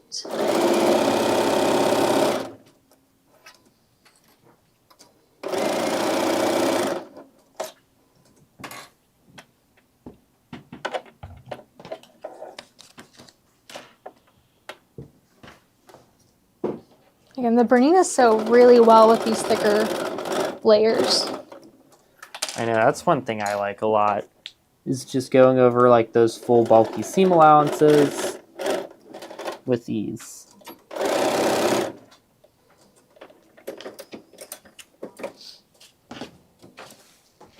Okay, here we go. So let me pull this out from under here now. We got our seam sewn. So now, Kate, what's my next step? So we are going to box the corners. So Tiffany always uses a little template. She always makes little templates. Mm-hmm. I find that so helpful. So I made a little 2-inch square template that we're going to use to kind of mark where we're going to box the corners. And then what do you need, a friction pen or? Yeah, we can use a friction pen. Whatever marking tool that is going to show up. Looks like this seam did not. Oh my goodness, I ran out of bobbin thread and didn't realize. I'm sorry about that, guys. So I just kind of took it off the machine real quick. That's okay. It happens because we're on camera. That is true. So I always say anything and everything that would happen is going to happen with me. But then we show you how to fix it. So I'm just going to go right back over that. It's a simple fix too. Luckily, I am just going to go over that. I already had a bobbin that was wound, which was nice. And so if you ever have to go back over a part that misses, so what I like to do is I line up like 1 inch or 2 into that seam. And I will back stitch a little bit, beginning and end.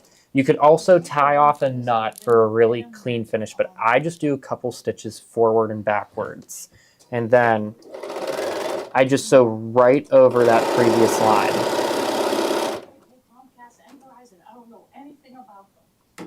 So.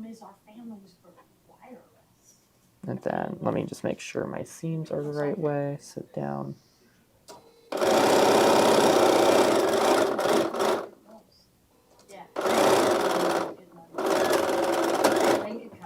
All right. See, super easy fix. Okay, sorry about that, guys. I need to be a little bit more attentive today. So I did not get enough coffee in this morning. All right, so now we're going to box the corners. So we're going to take that 2-inch little square template that I have here. We're going to put it on our corners, and we're just going to mark here. Let's see. So we have this. These seams are lined up. We'll want to just mark that 2-inch line right there. So maybe. I think this one dried out a little bit, so I'll just grab this friction. Jeez, Kate, we can't win. All right, so I'm going to mark just like that. And since my template ends right there, I'm just going to like kind of line the edge of the fabric there. And we're going to do the same thing on this side. Just following along with that template. This makes it a lot easier than having to use a ruler and working around that. And then I'm going to flip over on this side. And we're just going to do the same thing here. This is just going to show us the center mark of where we're going to box the corner.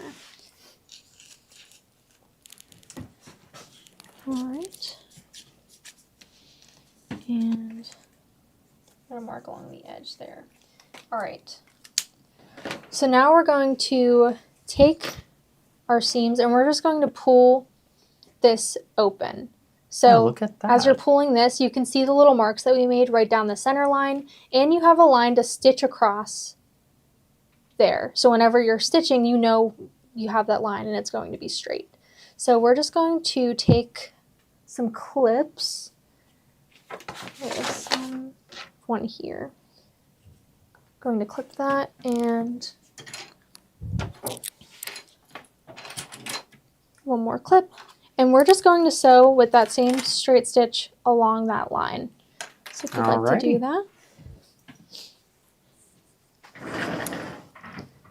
That template made it super easy to find that center and mark it.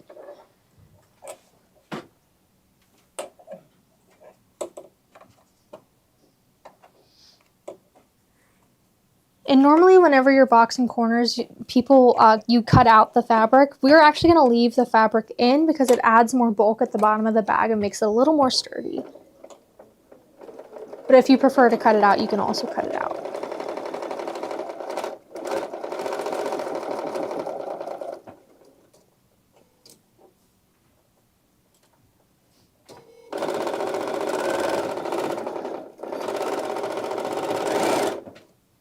All right, and then we're just going to do that same thing with the other side.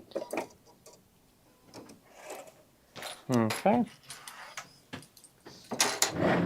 Take that for you. So we're going to do the same thing with this other side of the bag. We're just going to pull it taut and then find our little marks here. And you can see there we have those marks, and we're just going to clip our little edges. And then John is just going to sew along that.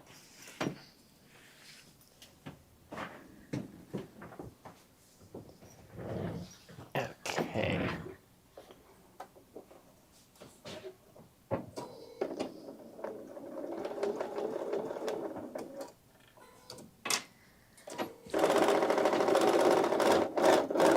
And Jan's asking, could you use the chain stitch on the serger for boxing? You absolutely could. You can use the chain stitch kind of as your straight stitch on the serger. Okay, there we go. All right. So Kate, tell me if it's up to your standards. I think it looks perfect, John. Okay. Better than I can do. So now we're going to, let me think for a second. Lining? Yes. We're putting the lining in. So we're going to turn this around actually, and we're going to push out our corners. So now we kind of get to see the finished exterior of the bag. Is where we find out if my corners are good or not. I'd say they were pretty good. Okay. Hopefully. Hopefully. We can use our turning tool. I think I had a point turner. If not, that's okay. I did. Kind of use that to poke out our little edges here. But those, not cutting out the fabric and the seams in the box corner, kind of added that stability so we can see without our extra basin that it is having that squared rectangle look. Mm-hmm. All right, and so now we're going to turn this back. Yep, the other inside way. out, yes. Then how much of an opening do we want to leave for the lining? So I left about a 5.5, 6 inch opening at the bottom, and we kept this part completely open. And we're just going to put the exterior of the bag inside the lining fabric. Okay, and then you said we were leaving the bulk in, so we're not trimming these, right? Right. Okay. All right, and then we're just going to put this inside the lining fabric. So you'll want to make sure the handles are inside. So whenever we're sewing this, we're sewing along this edge. So if you want to have handles on your bag, make sure those are pushed inside.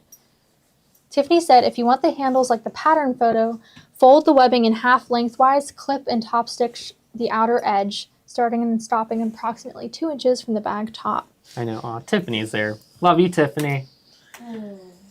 She's the best. I know. She's the one that made this pattern, so she knows. So we kind of have this in here. And you're just going to clip along, line up the edge, and then we're just going to clip around the outside. I hope I got enough clips left.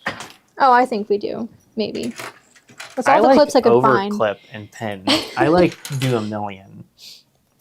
But yeah, this is the last step, and then you just get to turn it inside out, and then that little base that we made right at the beginning, you're just going to insert that on the bottom. Lining the right way. Shouldn't be right sides together. I think. I have to think for a second.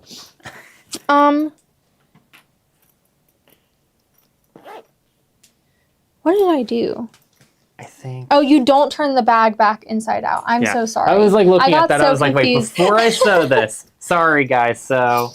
And Jan did mention move your zipper pull down before sewing in the lining, just so we don't have to worry about getting those in the way. Yeah, the last thing you want to do is sew a zipper head. I've done that so many times, and like I always say you just have to like be willing to make a couple mess ups to get really good at something. Yes. Like I will say this. So many people ask me like, John, like I really want to do garments, like. And I always say you have to be willing to make one or two that don't fit or look bad, and then by the third one, you will have something that looks good. I mean, Sophie, you make a lot of clothes too, right? So real. And do you wash your fabric before you make clothes? You know what? I do and I don't. It all depends. I always do, and whenever I don't, it's always too short or doesn't fit. So for the jackets that I make, I don't. And the reason why I'm going to explain why is because I usually don't wash them a lot. That's fair. I'm not supposed to. For the reasons I don't too, some of the denims I get, when you wash them, it will ruin the colors. Mm-hmm. And so it's one of those things that it's like I prefer the natural fade that you could get with them with like raw denim. And so you're not supposed to wash it. If it's like another type of denim that it's like already like a pre-wash, then yeah. But even your jeans you're not supposed to wash that often. Like your pants. Especially like black jeans because the color just fades. So that jacket I made that's like out of black denim, it said if I washed it, like the fabric first, I know it would have faded. Yeah. Mm-hmm. So look how we get sidetracked and we just start talking about a bunch of things. Should you box the corners of the lining? Does it matter? You know what? Yes, you should. Did we skip over that? I think we did skip over that. Do we want to box the corners real quick? We can. It'll only take us a minute. Yeah. Sorry. We're getting to the end, and this is where I overlooked some of the Hey, Kate, you're the instructor this time, so. It's my fault. My bad. Okay. We'll do this really quick. So where's my little template? Okay. So sorry, you just did all of that work. Thank you, someone, for pointing it out, because I completely forgot. So we're going to do the same thing. We're going to mark our little edges here. I flustered Kate, everybody. Sorry, guys. Yeah, it's your fault, John. We could blame it on me.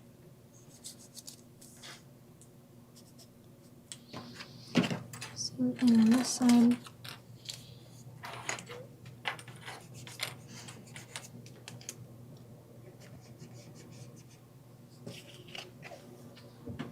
All right.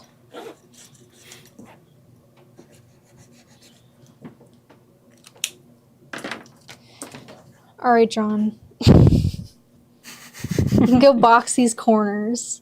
All right. Kate's putting me to work. All right, if you want to clip that.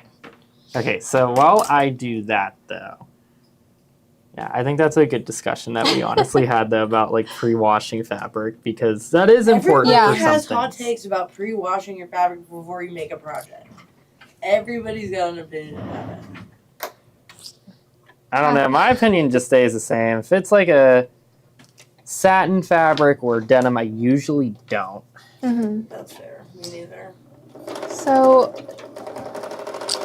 someone asked, where's Gloria? Gloria's going to be on probably a little after 3 because it's already 2:30. So, sorry for taking so long. But, you can sell a little bit. Yeah, absolutely. So, the first one in the bubble, we have the sewing and serger pattern for this book tote bag. So Tiffany writes amazing instructions. So with this one, you'll get the sewing pattern, and then you'll also get the serger pattern included in here. You get all of the materials and cutting instructions and everything you need. Again, Tiffany's amazing. She does such a good job with her instructions, so it's a really good bag, especially to use on the serger. And then we're going to skip to the Big Book of Serging. So this is Bernina's Big Book of Serging. So it's your guide to all of their serger machines. I feel like this is really good to have when you're working with a serger, especially for the first time. It teaches you everything you need to know when it comes to threading and all the different stitches and seams and finishing edges. And it's really nice quality. It has pictures. Just super, super useful to have if you do have a serger. Right. Now, do you want me to trim off these seam allowances on this one, or just leave we them? just left them on, so keep that. And then you're just going to do the same thing, right sides together this time, and we are going to clip along the edge. Right, I'm going to clip and pin that along the way here. So then I also did we used Shape Flex on the exterior pieces of our bag. So I have the 60-inch by 1 yard pack here. So this is always good to have on hand whenever you're doing any of these projects. But it really did help stabilize that fabric in the front. So we do have this. And then I also put in the fusible fleece. I don't know what size we have in the bubble right now. The 22-inch by 1 yard. You're probably going to want the 45-inch by 1 yard. Don't know if we ended up getting that in. If not, that's okay. But for right now, we do have the 22-inch by 1 yard of fusible fleece. And you can always need, you will need this for all of your projects. So I would get your hands on it. Excuse me. Then I also have the bozal, so the 18 by 58-inch bozal. So that's what we used in the bottom, the bottom of our bag here to add some stability. Tiffany uses this with a lot of her bags. This is just something really good to have. So this is the 18-inch by 58-inch size. And what else do we have in the lineup, Sophie? So we can scroll down a little bit. Sizes of fusible fleece. Okay, yeah. I'm taking my grand old time pinning. No, you're good. You're good. So I actually use what was in this package, but this is the 45-inch by 1 yard package of the fusible fleece. And then I also have next up in the bubble, item 147 is going to be that 36 by 58-inch single-sided fusible bozal. So you need these for a lot of your projects. I recommend getting the bigger pack just so you have more on hand, but we have both sizes available. Okay. All right. So I pinned, or clipped all the way at top of this, and then we're just going to sew around the entire way, right? Yes. Okay. So I'm going to do that, and you could use the free arm on your machine. So that's something that's really nice. You know, if you want to on the Bernina, you could totally slide off the extension table there and actually reveal it while you still have the embroidery unit on.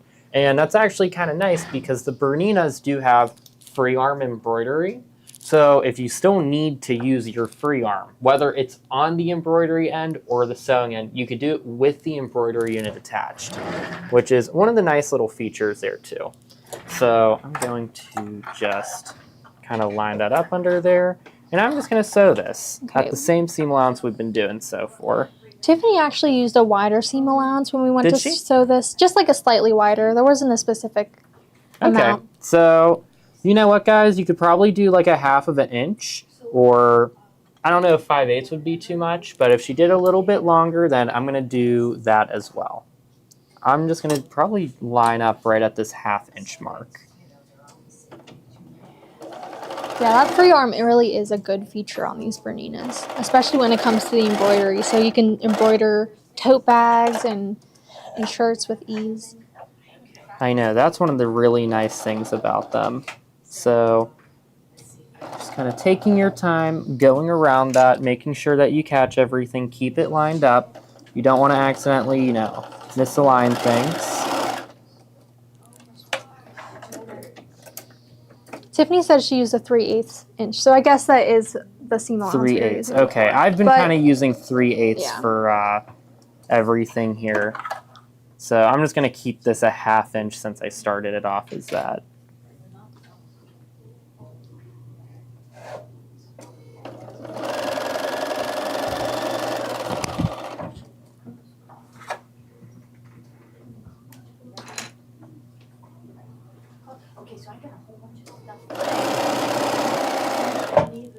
Yeah, it's just so fun and relaxing. Just make sure that you pin along all the way, keep everything lined up, you know. And then just, if you ever have a problem where, you know, things start to come up, use a sewing awl. That's what I always say. You could use your Karen K Buckleys, but using a sewing awl really helps keep fabrics feeded through really close to the foot where your finger can't reach, because, you know, we don't want to accidentally sew our finger together.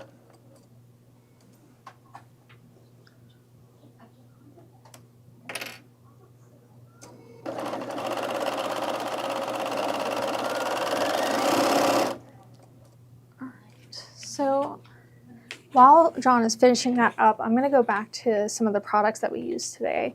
So I have the Friction Light Erasable Highlighters here. So I use these today for all of my marking. I really like these because they are heat erase, so that's super nice. And then we also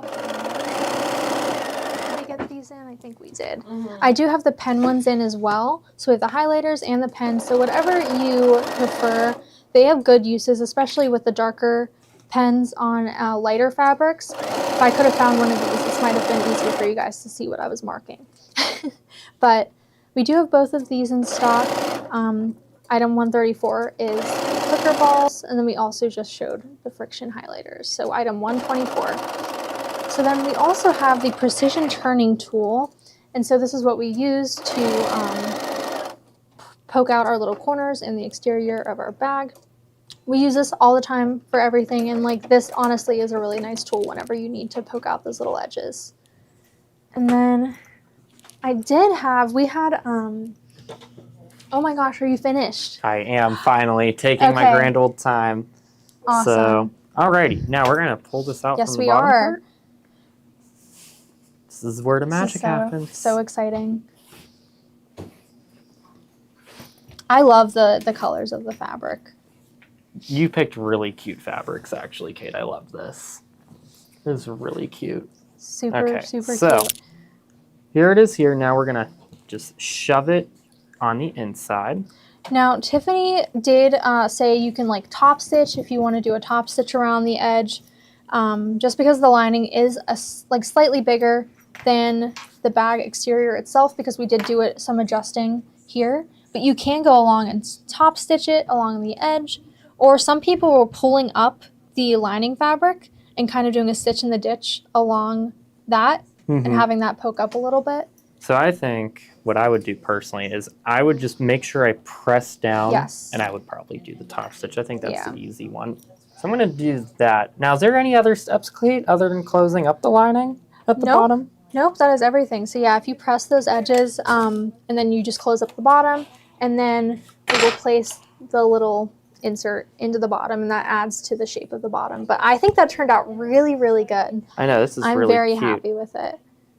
And I just want to press this really nicely. Yep. Make sure that we make it look nice for everybody to see the final product. Now, I always say, too, make sure that you press, guys. That is the most important sewing tip I've ever learned, is that pressing is just as important as the sewing part. Because if you don't press things nicely, they don't sit right, and then you go to sew the seam, and it sometimes comes out wonky. So just as you guys kind of do these projects back at home, I always just say, make sure that you take the time to press. Sometimes we, go a little fast here on our end for you guys, but, we try to keep things within a 3-hour time slot for a lesson, so. Yeah, sorry it took so long. I feel like I was doing pretty good in the beginning. And then I came in and messed everything up? Yeah, Dawn, it's your fault. It's your fault. That's fine. It could be my fault. So. That looks really good, especially pressing the top of that lining fabric. I agree. super, super cute. I know on Tiffany's first original sample, she didn't even, I think she didn't top stitch, either that or the second one. She decided not to top stitch, and then it looked good either way. So if you wanted to top stitch, you could. I feel like this would look good with a top stitch. Mm-hmm. I agree. Thanks everyone for guys. the nice I comments. hope that everybody gives Kate like a really good round of applause through the camera here in the comments, because Kate, I honestly think this is the first live stream you've ever done mainly by yourself. Yeah, that was a little it's a little scary. You did so good though. I mean, it helps because Tiffany's such a good teacher, and getting to work with her on the bag. I mean, her patterns are super easy to follow, so it makes it super easy. And I would top stitch that, keep it down, and then Tiffany also put in instructions too. I think a spot for snap. Yes. So that would really keep everything nice and closed. You know, I'm sure you could even modify and adjust the pattern too to put in a little zipper placket. I always say, you know, if you make enough patterns or enough bag patterns, you learn a little bit where you can modify them. But I think the way that Tiffany has it is perfect and very beginner friendly. So. And you can see, yeah, here she has her little magnets, and she included a little zipper pocket inside in the pattern too, in the sewing version. And I like that a lot. Super, super fun. That's a little advanced for me for right now, but maybe eventually I'll get Tiffany, there. you might need to come back and help me with my bag, because, you know, I need advice on what I want to do with my new one that I'm making to have for my everyday bag. So. Oh my gosh. Look how cute that is, though. It kind of matches my outfit. It really does. That's honestly, that would be a cute little beach tote, too. Yeah. Oh my gosh. Wait. I want to make a bigger one now, as like a bigger version for a beach tote. We can put our little base in here, and honestly, we don't even have to finish the lining. This kind of covers it. We don't have to close up the lining, but that just adds, that adds a little more stability there. Oh my gosh. It helps box out the corners a little bit. I'm very happy with this. I didn't even get to finish the bag beforehand, so I finally finished the bag that we taught. But okay, awesome. Okay. You look very happy, Kate. I'm very happy. Thank you, John, for your help with the sewing. Well, thank you for having me help you a little bit. So let me see if there's anything else. We can put the clips back in the bubble. We use these the whole time. If you don't have clips, or if you already have clips, you need more. I agree. Because you know what? Like, they get lost. Kate, how many clips did I have back at home the other day? I think it was like 5. I had 5 clips. I couldn't find them. I just like moved them. I'm like, I don't know what I did with all my clips, but I found 5. And I was like, okay, I have to make these work. So I think I need to get a couple more today too myself. I did want to show this Hold It Precision stiletto. If we got that in there, this will be really good when you want to go in and fix the little ladder stitches that we did today. Like I said, you can go in and unzip this pocket, get in from behind, and kind of mess around with the fabric and use this tool to kind of get in there. It's good to use something with a blunt point instead of like a sharp point, because you don't want to accidentally rip any of the stitches. But again, this is something you can do after the fact. I think it turned out really, really well. I think that's kind of everything we have for today. Gloria's going to come on I just soon. want to show you a sneak preview. Wow. This is going to be, I am taking over. Okay, so I said, I just want to do the fun stuff. So Tommy is going to worry about paying the bills. Okay. Yeah. And all, he's even like contacting Verizon and all kinds of things that I never had time for. So he's going to take over all that stuff. And then I'm taking over his embroidery elegance. Yeah. And honestly, we owe 4 to people. Okay. But I have 7 projects in the works. Wow. And this is going to be the first one. And I'm still finalizing the saying I wanted to say. So, you know, he makes a wall hanging. And so I was thinking I would put, you're as welcome. So you're as welcome big. So it'll say welcome as summer butterflies, and there's going to be butterflies in here too. Oh, I love that. And so I'm gonna make it so they can make a wall hanging or a table runner, whatever one they Wow. want to make. And like I said, I have 7 projects in the works. We're going to sell this one today because this one's almost done. But I want to give them a sneak peek of all the rest of them because one of them is from Janine Babick Mhm. too. Oh, wow. Yeah, I know. Good. So good things happening. I get to be creative all day long now. Yeah. And so I'm very, very excited, very happy. Mhm. All right. Okay, Okay. I'll let you go. Yeah. Okay, and I'm going to keep going. And I'm thinking you could load items while we Yeah, do the show. absolutely, yeah. Okay. Yeah, so we'll be on soon with Gloria's IQ Designer. Really good project. And I think tomorrow we have Kimberbell Mhm. at 3 o'clock. Carol at noon with the towel topper for the spring event. So she'll be on at noon. Yeah. Okay, awesome. Thank you guys so much for putting up with me. I would not say that. For sewing with Kate here and having a fun time. We do, again, have some event machines left over. So if you're interested in the Bernina L890, definitely give John a call. He can talk to you about it. Yeah. Yep. All righty. Okay, thank you guys so much. All right. Have a Tune good back day. in a little bit for IQ. Yeah, I want to see the bag. Wow, can they buy a kit for that? We sold the yardage Okay. separately, but Maybe we should just ask them. We'll find out on Thursday if they want. Or Yeah. today, I'll ask them. Okay. Leave it here. Okay. And I'll ask them. Because I think now that they know how to make it, I was going to make more. Wouldn't you? Yeah. Okay. all right. Thanks, everybody. Bye.